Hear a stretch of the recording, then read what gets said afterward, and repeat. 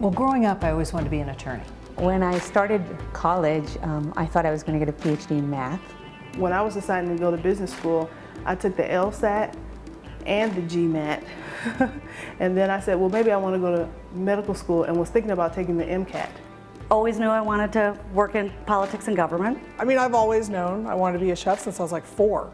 The scariest and best day of my life was when I woke up and was like, okay, I'm for sure doing this.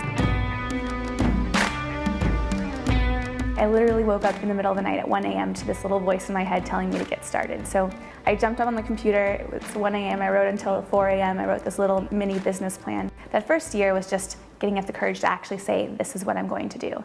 And a lot of it was just self-doubt and fear of failure, coming up with a million reasons why I shouldn't do this, and maybe I should go find a job that makes a lot of money now so I could afford to do this later in life. Best laid plans, I ended up getting married early, getting married in college and starting my family early. So I did not become an attorney until I was 40 years old. So I like to tell women that you can have it all. You just can't have it all at once. But you have to be able to translate what you love into a career. It's not easy, and it's not something that's going to happen overnight. I was working 7 days a week. I loved taking the emergency calls at night because I knew that I had the judgment to do things with it, and I didn't want to burden other people all the time. The job that I had was never good enough. I always wanted the next person's job. So I'd hurry up and finish my work so I could go work on somebody else's station. Or I'd come in early and I'd do all my stuff, and then I'd go work with the next person. Most executives are looking for that. They're looking for that skill set that you're good at when you're working on a particular task or on a project. Not necessarily the job you're in. They're looking for the things that they can pull out of you, and help you propel in your career. It was definitely a challenge and a lesson in humility. It took a lot of work and a lot of giving up things that most 20-year-olds want to do. You lose friends during the process because you're working so hard and so long. Really give everything you have, be present in the moment, and be the best that you can be doing what you're doing. And when you can't do that anymore, have the courage and the guts to move on. I got really lucky and got a brain tumor, which is a strange thing to say, but I came back to work after several months, and the first week was right back at it. I was supposed to be part-time, and it was a 50, 60-hour week, and all of a sudden thought, maybe when you have a life-changing experience, you ought to think about changing your life. And I went home that night, told my husband, the next day I quit. I took some risk, which I do like to do. I have a bit of a risk-taking gene in me.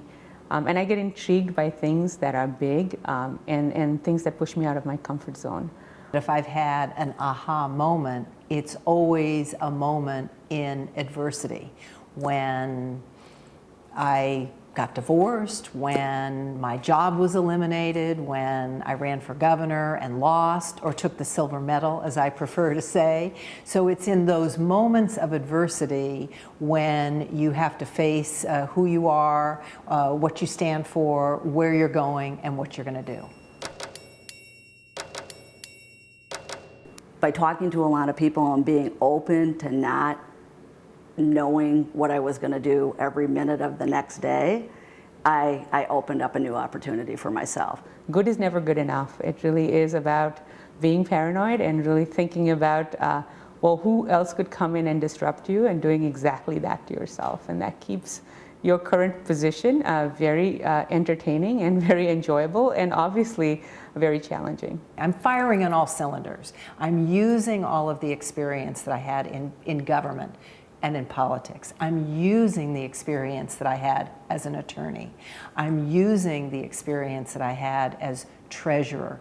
And I'm using the experience that I've had as a banker. Someone has to help you get there. No one in corporate America gets promoted by themselves. They get promoted by their peers. There's been several people over my career that have done that and continue to do that today. And so I want to do those same things for others. Don't ever let anybody stop you from what you love and what you're doing. whether it's because you're a woman or whatever. I hate that. I hate when people go, oh, has it been hard because you're a woman? I hate that. It's not because I'm a woman, it's because I always wanted to be a chef. I don't care if it's male dominated, it doesn't matter. I'll just do your job better and show them that I'll do your job better, and I always have. And that, I think, has been a really great part of my journey.